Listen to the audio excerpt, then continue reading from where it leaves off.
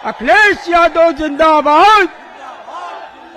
अखिलेश यादव जिंदाबाद। जिंदाबाद।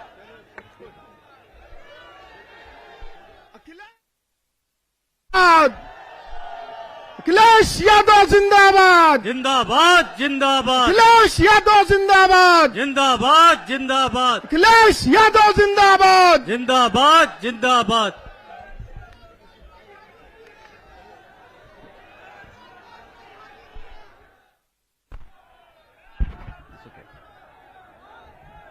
मंच पर इस चुनावी जनसभा की अध्यक्षता कर रहे कांग्रेस पार्टी के अध्यक्ष नौशाद आलम मंसूरी जी, समाजवादी पार्टी के महानगर के अध्यक्ष हाजी फजल महमूद साहब, मंच पर उपस्थित पूर्व विधायक पूर्व मंत्री शिव कुमार बेरिया जी, सुरेंद्र मोहन अग्रवाल जी, कांग्रेस पार्टी के प्रभारी नीलांशु चतुर्वेदी जी, यहां से चुनाव लड़ चुके इंडिया गठबंधन समाजवादी पार्टी कांग्रेस के प्रत्याशी रहे आलोक मिश्रा जी, हमारी पार्टी के और इंडिया गठबंधन के बगल की लोकसभा से चुनाव लड़े थे जो पूर्व सांसद राजाराम पाल जी, मंच पर उपस्थित पार्टी के विधायक अमिताभ वाजपेयी जी, मोहम्मद हसन रूमी जी, संजीव दरियावादी जी और बहुत सारे हमारे नेता, प्रभारी राजेंद्र कुमार विधायक जी, सुनील कुमार साजन जी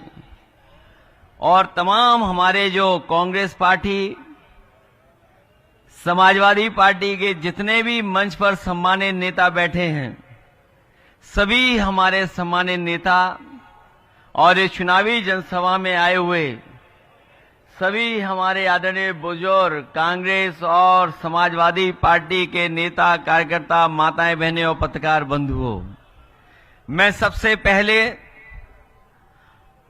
सभी साथियों का बहुत बहुत धन्यवाद और आभार प्रकट करना चाहता हूं। ये जो चुनाव होने जा रहा है, ये बहुत ही विशेष परिस्थितियों में चुनाव है।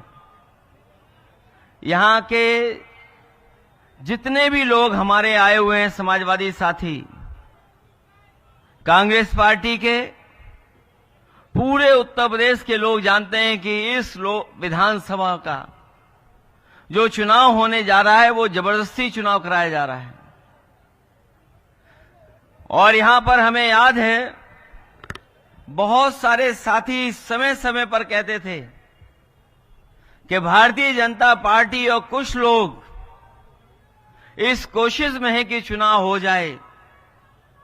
मैं बात उस समय स्वीकार नहीं कर रहा था, लेकिन जिस तरीके से कार्रवाई सरकार ने की और जिस तरीके से झूठे मुकदमे लगाए गए, उसकी वजह से आज हमें और आपको चुनाव के बीच में जाना पड़ा है। ये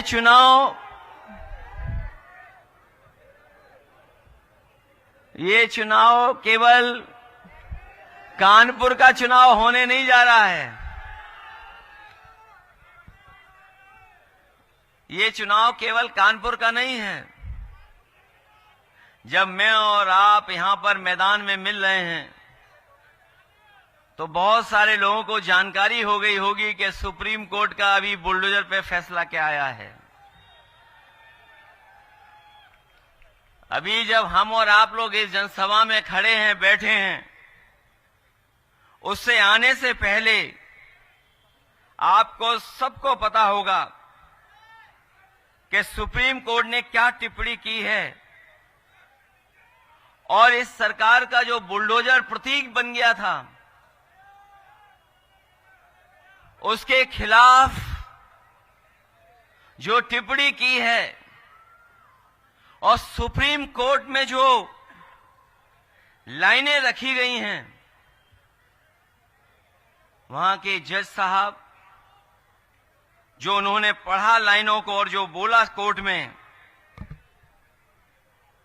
वो कोई भी लोकतंत्र में जो फैसला आया है उसको स्वीकार करेगा, उसको बधाई देगा। मैं इस मौके पर जो सुप्रीम कोर्ट का फैसला आया है सरकार के खिलाफ, उसका धन्यवाद देता हूं, बधाई देता हूं। और वो जो लाइनें पढ़ी उन्होंने,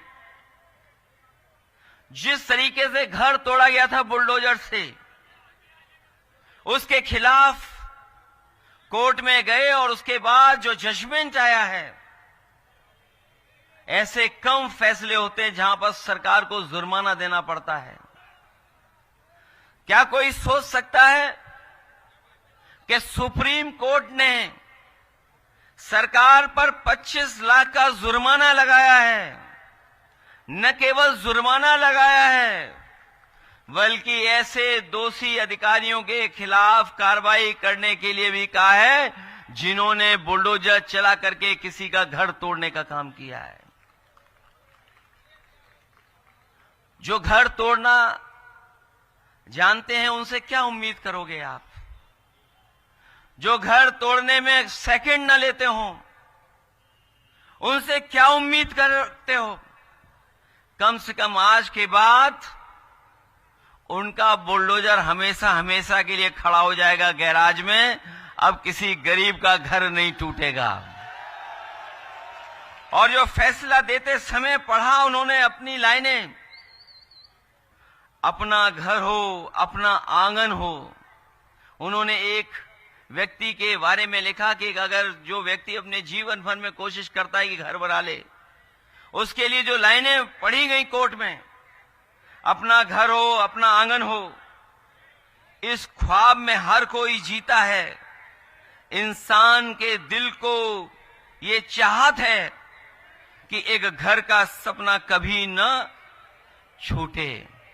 तो सोचिए, सुप्रीम कोर्ट ने कहा है, इससे ज्यादा सरकार के खिलाफ टिप्पणी और क्या हो सकती है? ये बात मैं इसलिए कह रहा हूं और ये लाइनें मैं इसलिए पढ़ रहा हूं, हमें पूरा भरोसा है न्यायालय पर। एक दिन हमारे आपके विधायक रिहा होकर के आपके बीच में आएंगे और जो पहले जिस तरीके से काम करते थे उसी तरीके से काम करेंगे। सोचिए कितनी तकलीफ और परेशानी का उन्हें सामना करना पड़ा। वो जो झूठे मुकदमे लगे जिसकी वजह से जेल जाना पड़ा, और जिन परिस्थितियों में चुनाव हो रहा है, आज उनकी पत्नी जो कभी चुनाव में नहीं निकली बाहर, कभी पब्लिक कार्यक्रमों में नहीं पहुंची, लेकिन सोचो परिस्थितियों ने क्या परिस्थिति पैदा की कि आज समाजवादी पार्टी ने उन्हें अपना प्रत्याशी बना करके इंडिया गठबंधन के सहयोग से आपके बीच में चुनाव लड़ने के लिए पहुंचाया है। मैं जानता हूं ये आधी आबादी का भी नेतृत्व कर रही हैं। ये न केवल जीतेंगी बल्कि रिकॉर्ड मतों से जीतने जा रही हैं।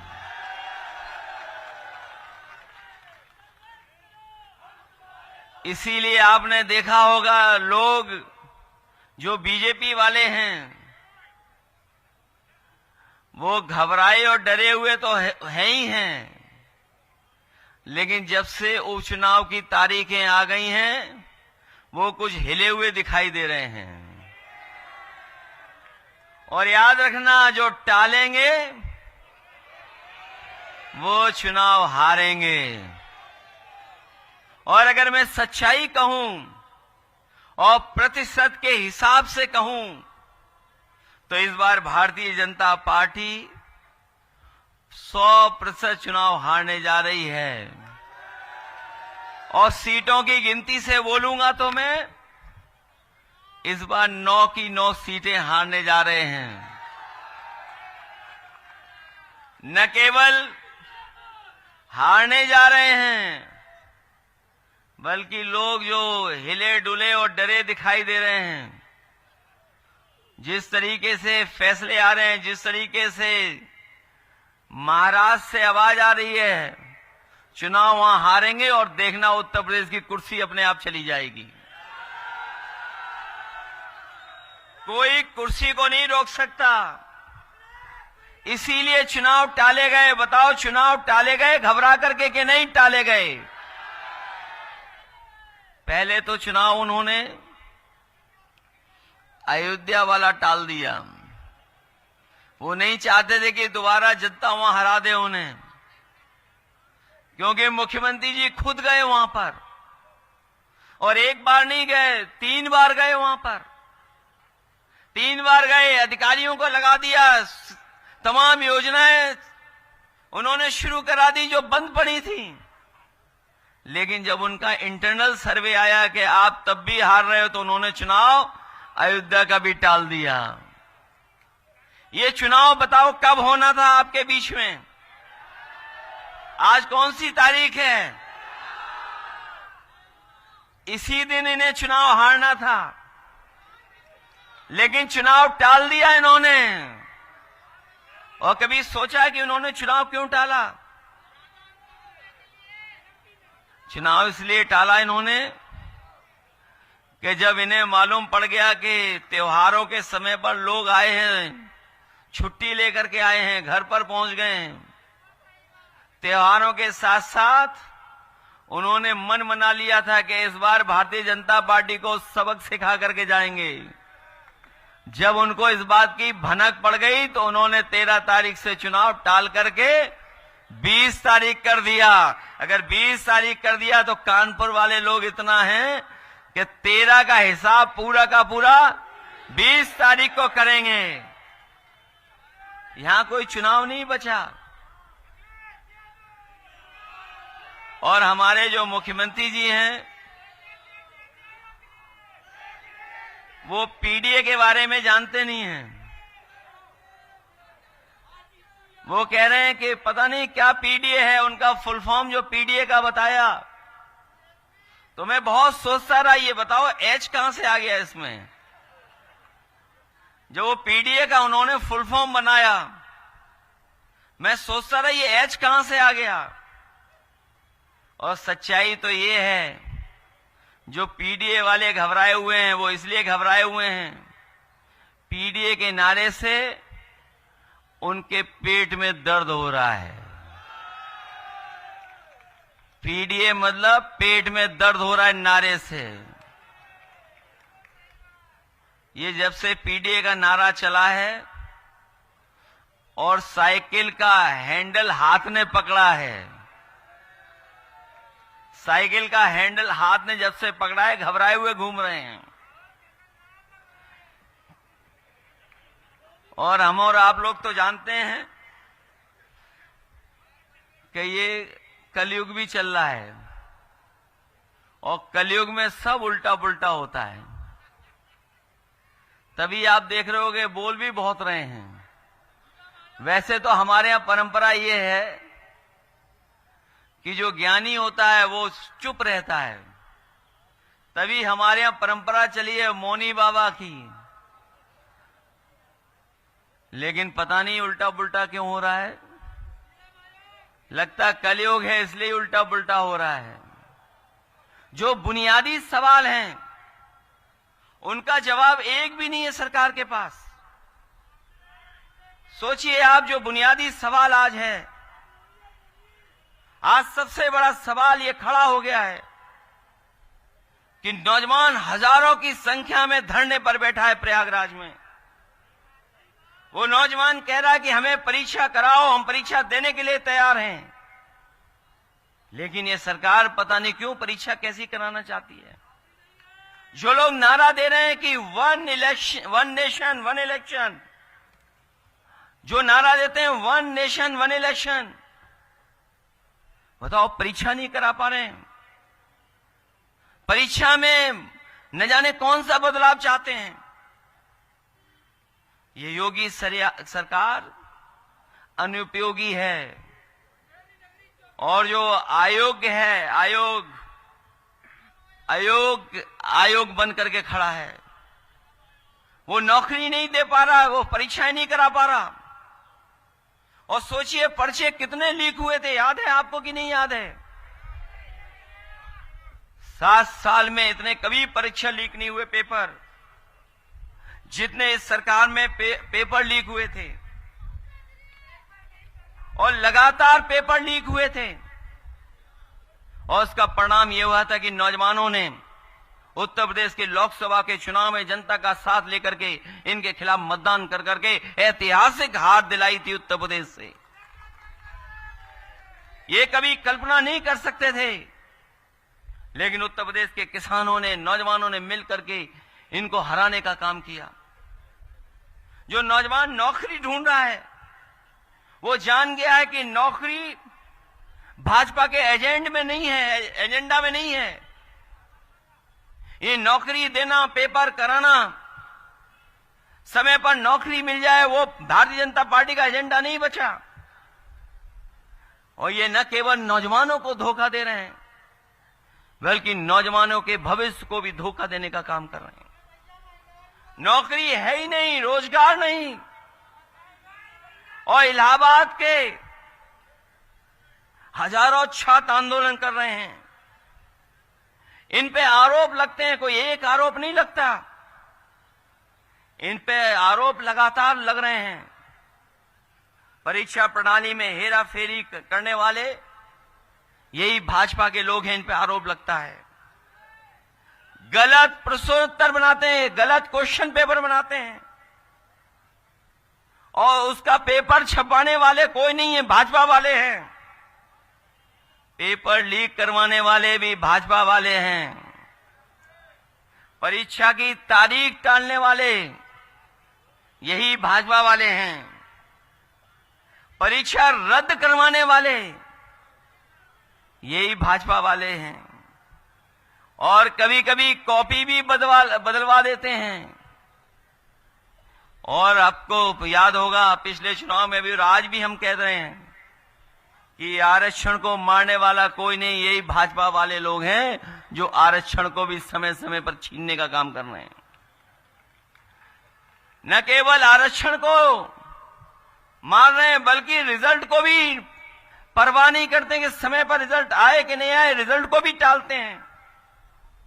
और जब इन सब चीजों से निकल भी जाए तो ये जाकर के कोर्ट में परिणाम को भी उलझाने का काम करते हैं। लेकिन इस बार नौजवानों ने मन बनाया है कि ऐसी युवा विरोधी सरकार के खिलाफ मतदान करने का काम करेंगे, और न केवल इस चुनाव में हराएंगे बल्कि 27 का चुनाव का भी हराने का काम करेंगे। ये हमारे साथी जो महंगाई की बात कर रहे हैं, आज अखबार पढ़ा होगा या कल की खबर पढ़ी होगी आपने, पिछले कई वर्षों की सबसे ज्यादा महंगाई दर आज दिखाई दे रही है। कोई भी चीज है उसकी सब महंगाई बढ़ा दी, और उसका परिणाम यह हुआ कि महंगाई की वजह से हमारे त्योहार भी फीके पड़ गए, और जो लोग हमारे त्योहारों पे खुश होते थे, महंगाई की वजह से त्योहारों पे भी दुखी नजर आए। और महंगाई इसलिए भी है क्योंकि भारतीय जनता पार्टी के लोग मुनाफा कमाना चाहते हैं, मुनाफा कमा करके महंगाई को बढ़ाने का काम कर रहे हैं। न केवल महंगाई बढ़ाई है, बल्कि हमारे किसानों के सामने भी संकट पैदा किया। याद रखना, जब किसान हमारा खुशहाल होता है तब हमारे शहर भी खुशहाल हो जाते हैं, क्योंकि जब किसान के हाथ में पैसा आता है तो हर चीज बिकती है, हर चीज की खपत बढ़ती है। ये हमारे किसानों के साथ धोखा कर रहे हैं। पहले तो बोरी में चोरी करते थे, आज पता कर लो डीएपी की बोरी पूरी चोरी हो गई।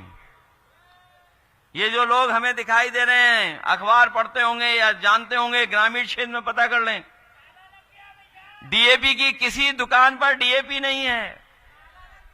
और बीजेपी वालों को कौन समझाए, ये डीएपी को भी वो पीडीए समझ रहे हैं।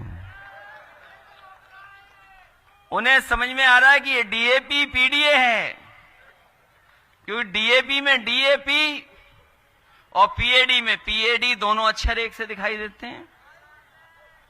तो जहां पीडीएस की वजह से उन्हें पेट दर्द है, इसीलिए दुकानों से किसानों की डीएपी भी गायब कर दी उन्होंने। कहीं डीएपी नहीं है। और ये जो कुछ चल रहा है, सब कुछ जो दंगे कराए जा रहे हैं, इसके दोषी कोई है तो भाजपा ही है। ये दंगा हुआ नहीं, भाजपाइयों ने कराया। और भाजपा के लोगों ने भाजपा पे ही केस लिखवाया। और ये इसलिए घटना करते हैं जिससे कि हमारे जो बुनियादी सवाल हैं वो छिप जाएं, बुनियादी सवालों पे चर्चा नहीं हो। इसीलिए जानबूझ करके ये समय समय पर नए नए नारे लेकर के आते हैं। ये जो नकारात्मक नारे हैं, कभी जनता स्वीकार नहीं कर सकती है। ये जो नेगेटिव सोच के लोग हैं, वो कभी भी जनता के बीच में कामयाब नहीं हो सकते हैं। हालांकि हमारे समाजवादी साथियों ने, कुछों ने तो अखबार पढ़ा होगा, लेकिन अंग्रेजी का अखबार बहुत से लोग नहीं पढ़ते हैं। लेकिन आज सुबह सुबह जब मैं अखबार पढ़ रहा था, हमारे पत्रकार साथी, देश का बहुत प्रतिष्ठित अखबार, बहुत खबरें थी उसके अंदर, लेकिन उन्हीं खबरों के अंदर एक छोटी खबर भी थी। वो मैं आपके माध्यम से उन तमाम नकारात्मक लोगों को बताना चाहता हूं कि नकारात्मक होने से क्या नुकसान होता है। जो नेगेटिविटी होती है, जो डर खुद होता है, उसका असर क्या दिखाई देता है। जो अखबार मैंने पढ़ा और जो खबर उसमें पढ़ी, एक बहुत ही प्रतिष्ठित यूनिवर्सिटी है, पेंसिल्वेनिया स्टेट यूनिवर्सिटी, वहां की रिसर्च ये कहती है कि जो लोग नकारात्मक हैं, जो लोग नेगेटिव हैं, जो लोग डर की बात करते हैं, उनकी उम्र कम होती है। ये सुझाव दे रहा हूं मैं उन लोगों को जिनका भाव चेहरे से नकारात्मक दिखाई देता है,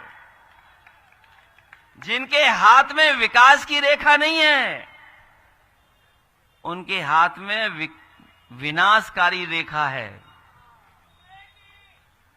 और ये स्टडी कहती है कि अगर आप खुश रहते हो, आप पॉजिटिव बात करते हो, तो आपकी उम्र भी बढ़ती है और आप जवान भी दिखाई देते हो।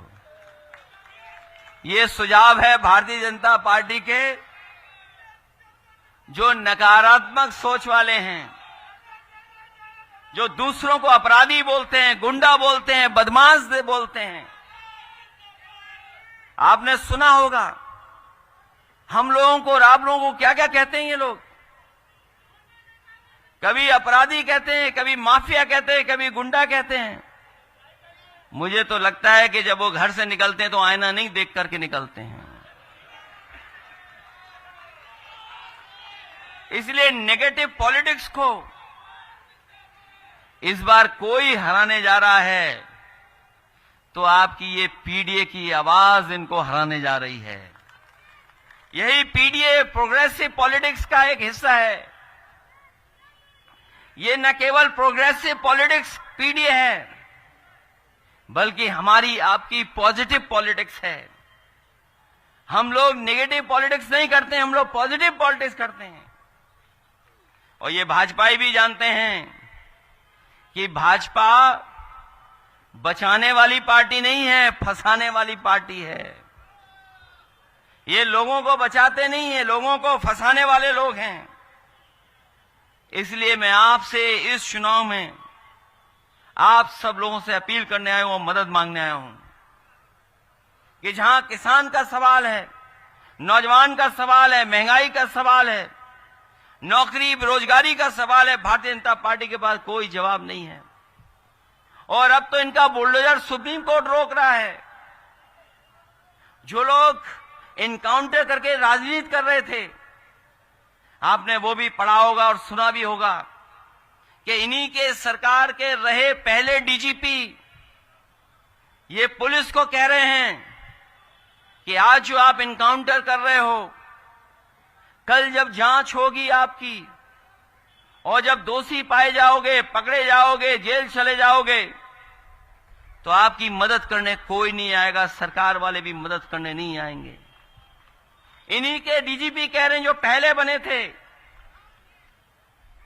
और सोचिए सरकार की सोच कैसी है कि अगर एक इनकाउंटर हो गया, उस पे उंगली उठ गई, तो सरकार कहती है कि अगर ये इनकाउंटर हुआ है, अगर गलत हुआ है, तो इसको बैलेंस करने के लिए एक और इनकाउंटर कर दो। बताओ, सोचो, आप कभी सोचिए जाकर के कि एक इनकाउंटर को बैलेंस करने के लिए दूसरा इनकाउंटर कैसे हो सकता है। ये नकारात्मक लोगों की सरकार है, इनके चेहरे से नकारात्मक भाव दिखाई देता है। इसलिए इस चुनाव में हम आपसे मदद मांगने आए हैं। ये चुनाव कोई सामान्य चुनाव नहीं है, ये चुनाव आपका है, आपका। ये सरकार के लोग चाहते हैं कि समाजवादी लोग हार जाए, लेकिन मैं ये जानता हूं ये सरकार कितनी भी ताकत लगा दे, लेकिन जनता इस बार इनको हरा करके भेजेगी। ये जनता का चुनाव है, ये जनता जिताएगी। और सोचिए कितना अन्याय हुआ है, जेल भेजने से लेकर के दूसरी जेल भेज देने का। और मैं आपसे कहना चाहता हूं, वो तो कानपुर में ही रखते विधायक जी को, लेकिन क्योंकि मैं मिलने आ गया था विधायक जी से, इसलिए उन्होंने यहां से महाराजगंज भेज दिया। मैं आप सबको कह के जा रहा हूं, उन अधिकारियों को भी कहता हूं कि जिन्होंने ये फैसला लिया है, जब सरकार बदलेगी तो फैसले वैसे ही लिए जाएंगे। जैसा व्यवहार आपका है वैसा ही व्यवहार हमारा होगा।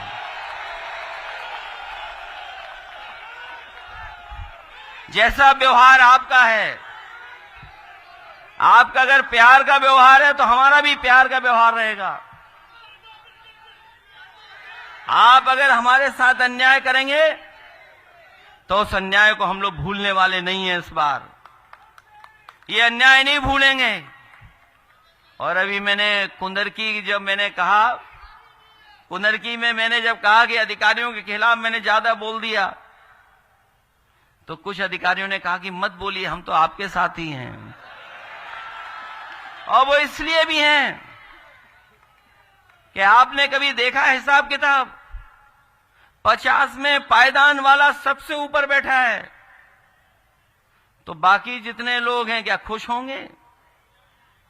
50 में पायदान वाला सबसे ऊपर है, जिसको एक एक करके ऊपर आना था, किसी को नहीं आने दिया जा रहा है। तो वो सब के सब इंतजार कर रहे हैं कि कुर्सी कब हटे, कब हिले, तब हम आपका साथ देंगे। अभी तो अंदर ही अंदर साथ दे रहे हैं, बाद में आपके खुल करके साथ देने जा रहे हैं। ये जो पुलिस के हमारे साथी हैं, ये जानते होंगे पुलिस विभाग के लोग, सबसे महत्वपूर्ण फैसले समाजवादियों ने लिए। जब प्रमोशन की बात आई तो बहुत सारे लोग कह रहे थे कि प्रमोशन करिए लेकिन परीक्षा लिखवाइए, प्रमोशन के लिए परीक्षा लिखवाइए। लेकिन परीक्षा हमारे जवान कैसे दे पाते हैं जिन्होंने नौकरी 10 साल, 15 साल, 20 साल कर ली थी। मैंने कहा कोई परीक्षा नहीं होगी, सीधा का सीधा प्रमोशन होगा। और उसका परिणाम हुआ कि इतने प्रमोशन कभी नहीं हुए जितने समाजवादी सरकार में हुए। ये हमारे पुराने लोग जानते होंगे, थाने में जब अपनी समस्या लेकर के जाते थे तो पहले थाने वाले लोग कहते थे कि हमारी गाड़ी में डीजल पेट्रोल तो भरवा दो, तभी तो गाड़ी आगे चलेगी।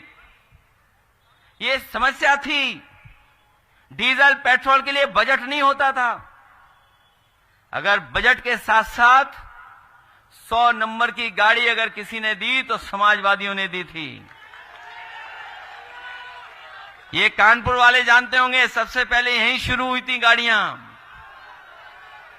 और हम लोगों ने इसलिए व्यवस्था बनाई थी कि फोन करो और पुलिस आपकी मदद करने आ जाए, सेवा करे आपकी। लेकिन पता नहीं उल्टा पुल्टा क्या हो गया है। जब से 100 से 112 हो गई, न केवल इन्होंने अपना हिसाब किताब बदल दिया, रेट बढ़ा लिया है, बल्कि जो थाने में बैठे लोग हैं उन्होंने कहा कि अब जिम्मेदारी तुम्हारी नहीं है, अब तुम्हें समस्या का समाधान नहीं करना है, उन्हें पकड़ करके हमारे पास ले आओ। तो सोच ले थाने में क्या हो रहा है। उत्तर प्रदेश में देखने को मिल रहा है कि पुलिस पुलिस को पकड़ रही है, पुलिस बेईमानी कर रही, पुलिस पुलिस को पकड़ रही। यहां तो बहुत पहले चुनाव में भी हमने कई बार कहा पुलिस पुलिस को पकड़ रही। बताओ, आज तक तो पुलिस चोर को पकड़ती थी, लेकिन इनकी सरकार में बताओ पुलिस पुलिस को पकड़ रही। अभी जो प्रधान सांसद जी का क्षेत्र वाराणसी, वहां पे मैंने खबर पढ़ी कि एक जुआ चल रहा था कहीं दिवाली के शुभ अवसर पर। पुलिस के लोग गए और पूरा पैसा लेकर के चले आए। जब मैंने उसको अपने सोशल मीडिया पे लिख दिया तो पुलिस ने कहा कि ऐसा कुछ हुआ नहीं, घटना नहीं हुई। लेकिन मैं अपने पत्रकार साथियों को धन्यवाद दूंगा, ये लोग भी बहुत खोजी लोग हैं। ये लोग भी ढूंढ के ले आए सीसीटीवी और वीडियो चला दिया कि हमारे पुलिस के अधिकारी एक बड़ा बैग लेकर के जा रहे थे, सस्पेंड हो गए। एक थाना है गाजीपुर बलिया में, हमारे जाने के बाद किसी भी पुलिस कर्मचारी पूछ लेना वो थाना कौन सा है जिसमें सबसे ज्यादा कमाई होती है। सोचिए, थाने की पुलिस को पकड़ने के लिए एडीजी को जाना पड़ा, एडीजी को। और जब एडीजी गए तो रंगे हाथ पकड़े गए, वहां पे रंगे हाथ पुलिस पकड़ी गई और पैसा भी मिला उन पे। बताओ, पुलिस पुलिस को पकड़ रही है, उन्हें पता ही नहीं भ्रष्टाचार हो रहा है कि नहीं हो रहा है। मैं आपसे कहना चाहूं, इतनी लूट और इतनी भ्रष्टाचार कभी नहीं हुआ होगा जितना यहां पर हुआ है उत्तर प्रदेश में इस बार। और ये कानपुर के लोग, कुछ लोग जानते होंगे, जिस समय राष्ट्रपति थे, देश की सुरक्षा सब कुछ कानपुर में थी। उस समय दंगा हो गया और एक तरफा परेशान किया, न जाने कितनों से पैसा वसूल लिया पुलिस ने, न जाने कितनों के खिलाफ कार्रवाई की, पैसा वसूला है, लूट की पुलिस ने। ये जो घटनाएं हम समाजवादी लोग इस बार भूलने वाले नहीं हैं। और जो मुख्यमंत्री जी कहते हैं कि उनके यहां महिलाएं बहुत सुरक्षित हैं, आज ही अखबार मैंने पढ़ा कि महिलाओं को बचाने के लिए कि आत्मदाह कर ले आंखें कोई, उसके लिए एक नई गठन की है पुलिस के, कुछ लोगों को जिम्मेदारी दी गई है। 100 से ज्यादा अधिकारी लगाए जा रहे हैं, क्योंकि कोई सुनने वाला नहीं है। जिलों में जो गरीब है, परेशान है, मजबूर है, वो क्या करे, कहां जाकर के अपनी समस्या का समाधान करे। कई बार हम लोगों ने खबरें पढ़ी, मदद की उन लोगों की जो लोग दूर दूर प्रदेश में रहते थे, जिनकी कोई सुनवाई नहीं होती थी। वो मजबूरी में आकर के आत्मदाह करते थे मुख्यमंत्री आवास पर। और आप रिकॉर्ड पर मैं कहता हूं ये बात, किसी मुख्यमंत्री के कार्यकाल में, किसी मुख्यमंत्री के कार्यकाल में इतनी आत्महत्याएं मुख्यमंत्री आवास के सामने नहीं हुई जितनी इनके सरकार में यहां पर हो रही आत्महत्याएं। आत्महत्या रोकी जाए इसलिए पुलिस लग रही है, विशेष दस्ता बनाया जा रहा है। ये है उत्तर प्रदेश, इतने सालों बाद ऐसा चल रहा है। इसी को बोलते हैं क्या डबल इंजन सरकार। ये डबल इंजन नहीं है।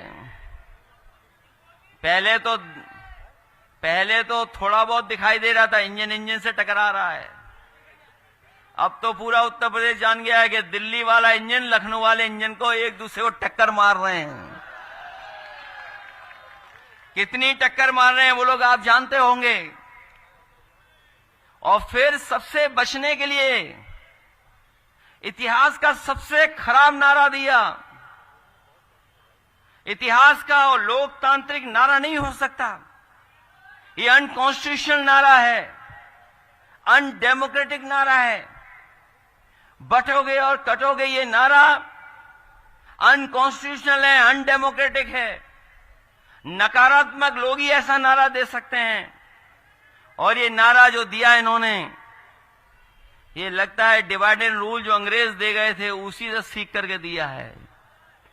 अंग्रेज तो चले गए, लेकिन उनके वचनवंशी, अंग्रेज चले गए डिवाइड एंड रूल वाले, लेकिन उनके वचनवंशी और विचारवंशी आज भी हैं जो ऐसा नारा दे रहे हैं। ये लोग डर के व्यापारी हैं, ये डर पैदा करते हैं और इनका कारोबार भी भय का है, भय के कारोबारी हैं। ये डर का कारोबार करते हैं बीजेपी वाले, ये भय के कारोबारी हैं और नकारात्मक इनकी पहचान है। न केवल नकारात्मक इनकी पहचान है बल्कि जुबान भी इनकी नकारात्मक है। इसलिए मैं कहना चाहता हूं, जो मन की कुटिलता होती है वो विचारों की कुटिलता में बदल जाती है। और मैं कहना चाहता हूं, जिन्होंने चुनाव टाला है बहुत बुरा हारेंगे इस बार। और ये जो व्यक्ति अपने विचार से बनता है महान, लेकिन कुछ लोग समझते हैं कि वस्त्र बदलने से ही विचारवानी हो जाते हैं, विचार अच्छे हो जाते हैं। व्यक्ति वस्त्र से नहीं, विचार से बड़ा होता है और विचार और वचन से ही संत होता है। और अगर वो संत नहीं होगा तो उसका अंत भी इस बार जनता करने का काम करेगी। इसलिए मैं आपसे निवेदन करना चाहता हूं कि ये इनकाउंटर वाली सरकार है, ये झूठा फंसाने वाली सरकार है, उसको आप लोग हराओगे कि नहीं हराओगे आप? ये चुनाव केवल अभी का चुनाव नहीं है, ये 27 का भी चुनाव यही है। हमारे कुछ साथी कह रहे थे 27 का भी चुनाव है, लेकिन उससे भी बड़ी बात है, ये न्याय दिलाने के लिए चुनाव है। न्याय के लिए, न्याय के पक्ष में आपको वोट डालना है, क्योंकि जो अन्याय विधायक इरफान के साथ हुआ है कोई कल्पना नहीं कर सकता था इतने झूठे मुकदमे लगाए जाएंगे। और केवल समाजवादियों के ऊपर मुकदमे लग रहे हैं। जितने भी समाजवादी लोग हैं, और वो अगर पक्के और ठोस समाजवादी हैं, उन्हें डराने के लिए, झुकाने के लिए। लेकिन मुझे खुशी है इस बात की कि न विधायक जी झुके, न डरे, न उनकी पत्नी जो बहादुर है नसीम सोलंकी झुकी हैं, न उनकी पत्नी झुकी, न मां कहीं झुकी। वो अन्याय के खिलाफ लड़ रही हैं। और अगर इनके आंख से आंसू निकले हैं तो लोकतंत्र में एक भी आंसू सरकार को गिरा सकता है। आंसू निकलने का मतलब इस सरकार ने कितना दुख और परेशानी दी है। झूठा फंसा दिया और कोई सुनवाई नहीं। इसीलिए तो हम कह रहे थे कि संविधान को मानते नहीं हैं, ये लोकतंत्र को मानते नहीं हैं। और याद रखना, संविधान बचाने की लड़ाई हम लोग थोड़ा बहुत जीते हैं, अभी हम लोग लड़ाई पूरी नहीं जीते हैं। लड़ाई तब जीतेंगे जब दिल्ली और लखनऊ से दोनों सरकारें भारतीय जनता पार्टी की हट जाएंगी। ये संविधान बचाने के रास्ते पे हम लोग चल दिए हैं।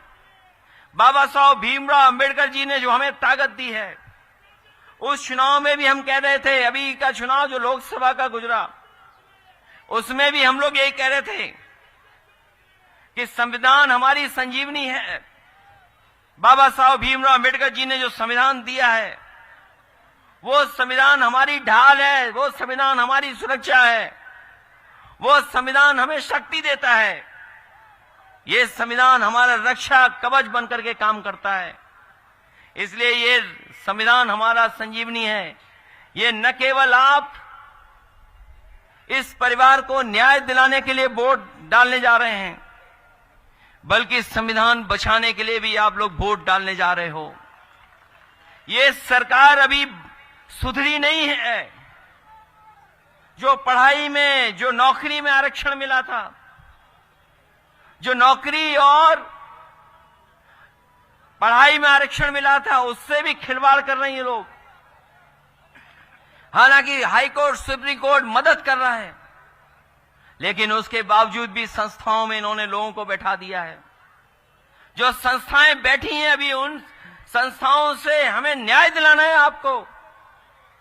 इसलिए बाबा साहब भीमराव अम्बेडकर जी के रास्ते पे चलने वाले लोग और तमाम उनको मानने वाले लोगों से मैं अपील करना चाहता हूं कि हम समाजवादी लोग लोहिया के विचार और बाबा साहब भीमराव अम्बेडकर जी के विचारों को लेकर के आगे बढ़ेंगे। कोई भी जोखिम उठाना पड़ेगा, लेकिन हम लोग संविधान को खतरे में नहीं आने देंगे। संविधान को बचाने के लिए कुछ भी करेंगे। इसलिए मदद करिए आप लोग। और ये पुराना परिवार समाजवादी है। मुझे याद है कि नेताजी मुख्यमंत्री थे, हाजी मुश्ताक सोलंकी साहब इनके पिताजी विधायक थे, और उस समय कानपुर के विकास के लिए बहुत चिंता करते थे।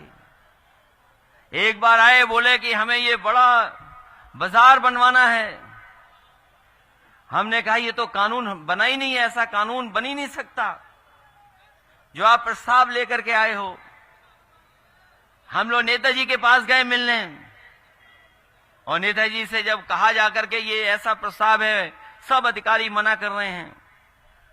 नेताजी ने कहा मैं मुख्यमंत्री हूं, जो भी प्रस्ताव ये लेकर के आए उसके लिए कानून बनाओ और पास कर दो। शायद वो कानपुर के लिए, और उस समय हाजी मुश्ताक सोलंकी साहब थे, उनकी वजह से वो कानून बदल करके नेताजी ने उस समय बनाने का काम किया। उसकी वजह से न जाने कितनों को लाभ पहुंचा। विकास हो चाहे, और हमारे मुख्यमंत्री जी कह रहे थे कि कानपुर में मेट्रो चल रही है। बताओ कोई उन्होंने चलाई मेट्रो? अगर मेट्रो किसी ने दी है तो आपको याद होगा, आपके विधायक जी भी मंच पे खड़े थे जब हम लोगों ने उसका शिलान्यास करने का काम किया था। याद है कि नहीं याद है? हालांकि विधायक जी का क्षेत्र में तो काम कर ही रहे थे। उन्होंने कहा कि ये हमारा बहुत महत्वपूर्ण बाजार है, नवीन मार्केट, इसको भी अच्छा कर दो। हम लोगों ने काम शुरू कर दिया था, अच्छा करना, बनाना शुरू कर दिया था। जितना बनाया समाजवादियों ने, उसके आगे पार्किंग भी ये सरकार नहीं बना पाई। बताओ कहीं पार्किंग बना पाई? और जो टेंडरी के कारोबार से जुड़े लोग होंगे, समय समय पर उन्हें अपनी टेंडरी बंद करनी पड़ती थी। छोटी बड़ी टेंडरियों के ऊपर संकट लाते हैं। हम अपने सभी कारोबारी, छोटे बड़े कारोबारियों को कह के जा रहे हैं, चाहे हमें 1000 करोड़, 2000, 3000, 5000 करोड़ खर्च करना पड़े, लेकिन कानपुर का जो सबसे पुराना काम है, टेंडरी के काम को हम रुकने नहीं देंगे पर्यावरण की वजह से। और जो लोग उस समय की जानकारी रखते होंगे, वो जानते होंगे कि टेंडरी एसोसिएशन के अध्यक्ष और कुछ महत्वपूर्ण एक्सपोर्टरों को मैंने इटली भेजा था। इटली में किस तरीके से टेंडरी चल रही हैं, किस तरीके से कैसे पॉल्यूशन न हो पाए, उसकी वजह से हमारा कारोबार रुके नहीं। चाहे हमारे घर में कारोबार हो, कहीं हो कारोबार, उससे नुकसान न हो, वो टेक्नोलॉजी लाने का काम। और उस समय मैंने कहा कि चाहे कितना भी खर्च हो जाए हम लोग मदद करेंगे, लेकिन हमारी सरकार नहीं रही, नहीं बन पाई। लेकिन हम जानते हैं सीसामऊ जीतने के बाद 27 में सरकार आपकी बनेगी। चाहे हमें हजारों करोड़ रुपए ट्रेनरी के पानी को और ट्रेनरी के कारोबार को चलाने के लिए करना पड़े, हम लोग हजारों करोड़ रुपए खर्च करने का काम करके कम से कम कानपुर का जो पुराना काम है उस काम को बंद नहीं होने देंगे। अभी मुझे लाल इमली वाले मिले, उन्होंने ज्ञापन दिया मुझे।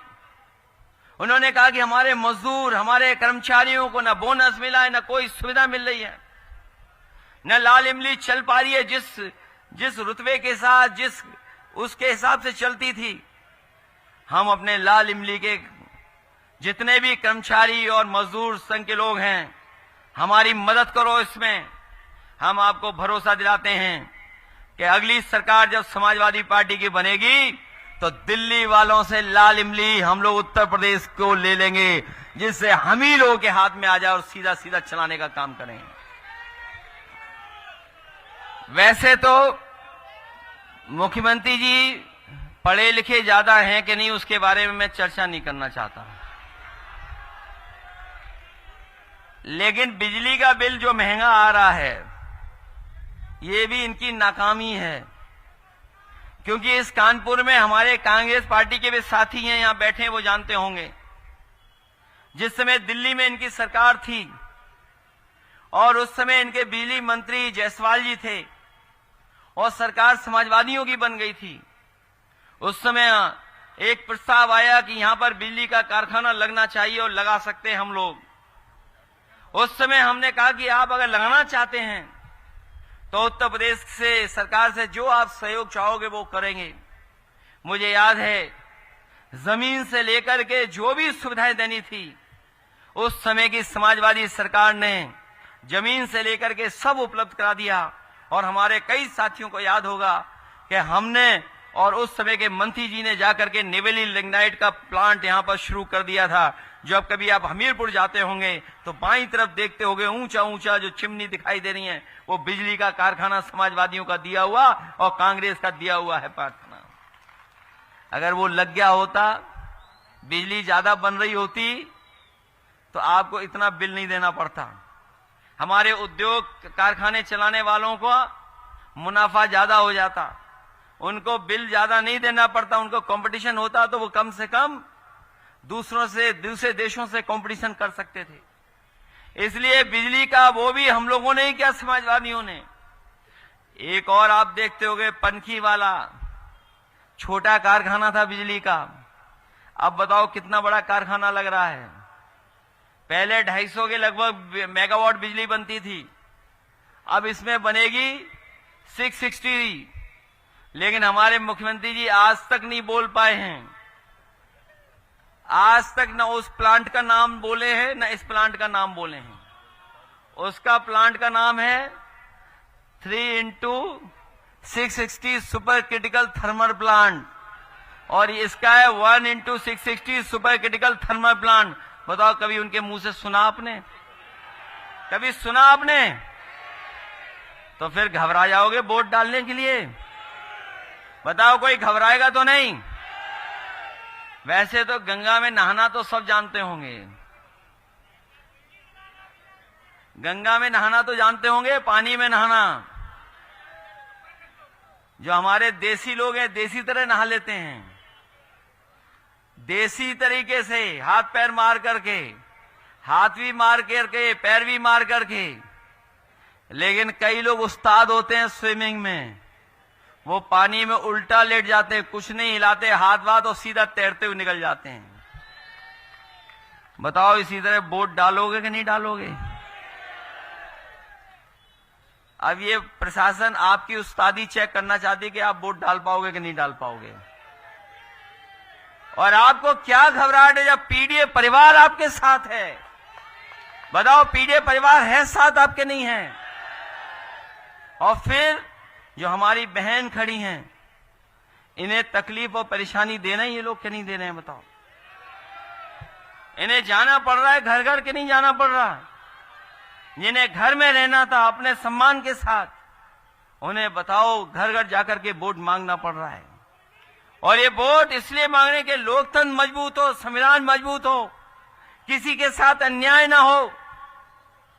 किसी के साथ धोखा ना हो, इसलिए इन्हें जाना पड़ रहा है। इसलिए मदद करना आप लोग सब लोग, और बिल्कुल घबराने की जरूरत नहीं है। क्यों, समाजवादी लोग घबराने वाले तो नहीं हैं। आपने वो तस्वीर तो देखी होगी, एक बार JP-NIC में मैं जा रहा था जयप्रकाश जी की प्रतिमा पे अनावरण करने, और जब अनावरण के लिए रोका कि आप प्रतिमा पर अनावरण नहीं कर सकते, माला नहीं डाल सकते हैं, तो मैं जाकर के देखा कि गेट है लेकिन गेट बहुत ऊंचा नहीं है। मुझे थोड़ी जगह दिखाई दे रही थी केवल पैर रखने की, तो सोचो हम लोगों ने पैर रख करके बताओ कूद करके चले गए कि नहीं चले गए। इस बार रोकने के लिए उन्होंने टीन लगा दी, बड़ी बड़ी टीन लगा दी, बड़ी बड़ी। हमने कहा अगर टीन लगा दी तो हम भी जयप्रकाश जी की प्रतिमा लाएंगे और अपने घर के पास ही अनावरण डाल देंगे, अनावरण करने। नहीं रोक पाए हम लोगों को, लेकिन अधिकारियों से हमने कहा कि जिस दिन टीन हटाओगे उसी दिन हम डालाएंगे माला। पता लगा अभी भी टीन लगाए हुए हैं वो लोग। हम लोग कानपुर में खड़े, टीन वहां लगी हुई है लखनऊ में, सोचो। इसलिए मदद करिए आप लोग, घबराना नहीं। अगर एक बार रोकें तो दोबारा जाना, और दोबारा रोकें तो तिबारा जाना, और 3 बार भी रोकें तो रात तक इंतजार मत करना, जाते रहना। जाओगे कि नहीं जाओगे वोट डालने? और जब तक चुनाव है तब तक ये डराते रहेंगे, चुनाव दिन ये भी आपका सहयोग करेंगे जो वो लोग हैं। क्योंकि आज जब सुप्रीम कोर्ट का जजमेंट पढ़ लेंगे ये लोग ध्यान से, तो ये भी बदल जाएंगे, कहेंगे कि हम क्यों अपनी नौकरी फंसाएं। और फिर मोबाइल तो सबके पास है ही, फोटो लेना, वीडियो बना लेना बाद में काम आएगा। इसलिए मदद करिए, और बहुत मदद करना सब लोग वोट डालने की। इसलिए ये मान लें कि अब ये जीत के जाएंगी सबसे अच्छे वोटों से।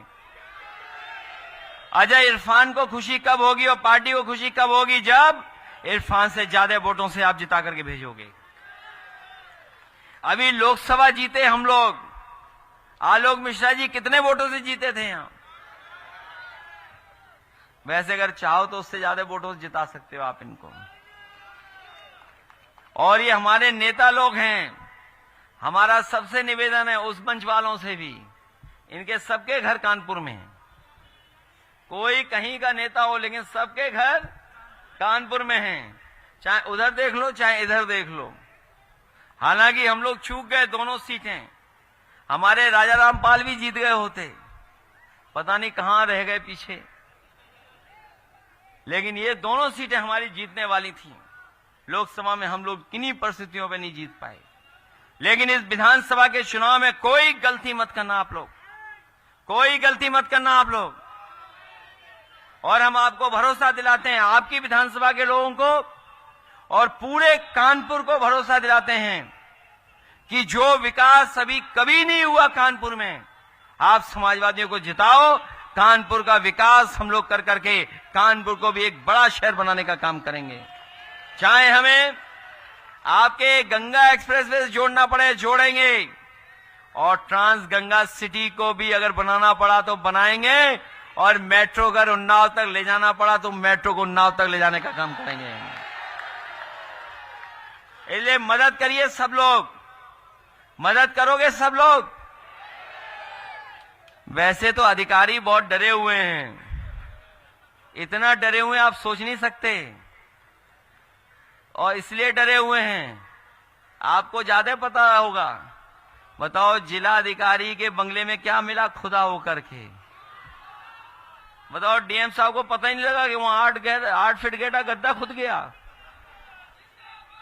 बताओ डीएम साहब को पता ही नहीं लगा। और ये स्टेडियम से लेकर के सब किसने शुरू किए थे बताओ आप लोग? मैच करा दिए थे, इसलिए मैच भी होंगे और कानपुर को भी वर्ल्ड क्लास सिटी बनाने का काम करेंगे, जिससे हमारे लोगों को सुविधा मिले और यहाँ का जो पुराना कारोबार है उसको और बढ़ा करके यहाँ के उद्योग और कारखाने को मदद करके कानपुर को और खुशहाल बनाने का काम करेंगे। मुझे पूरा भरोसा है कि जब वोट पड़ेंगे तो यहां से समाजवादी पार्टी और इंडिया गठबंधन की प्रत्याशी नसीम सोलंकी जी सबसे ज्यादा वोटों से जीत करके जाएंगी। इसलिए जिताना आप लोग, मदद करोगे सब लोग। ये जो हम लोगों ने बनाया है, वहां जो खड़े लोग समझ में नहीं आ रहा, मोबाइल देख रहे हैं लगता है। ये देखो पेड़ के पास जो काली शर्ट और नीला कुर्ता पहने, ये तो कह रहे हैं जिता रहे हैं अच्छे वोटों से। अरे आप ही को पीछे मत देखो, नीला कुर्ता तुम्हारा ही दिखाई दे रहा है यहां तक। मदद करिए सब लोग अच्छे वोट डालवाना। और ये पंडाल फाड़ करके आ गए हैं, छोटा पड़ गया पंडाल हमारा। सब लोग मदद करना। जितनी रैली यहां चल रही है, मैं यहां रैली देख रहा हूं फोटो खिंचवाने वालों की, दाएं हाथ में भी बड़ी रैली है। इसलिए सब लोग मदद करो, आप लोग मिलकर के, और इतने वोट देना कि आपकी प्रत्याशी का मनोबल बढ़ जाए और खुश होकर यहां से जाएं। लगे कि और इरफान सोलंकी को भी लगे कि हां, यहां की जनता वोट देकर के उसका सम्मान और न्याय दिलाने का काम करेगी।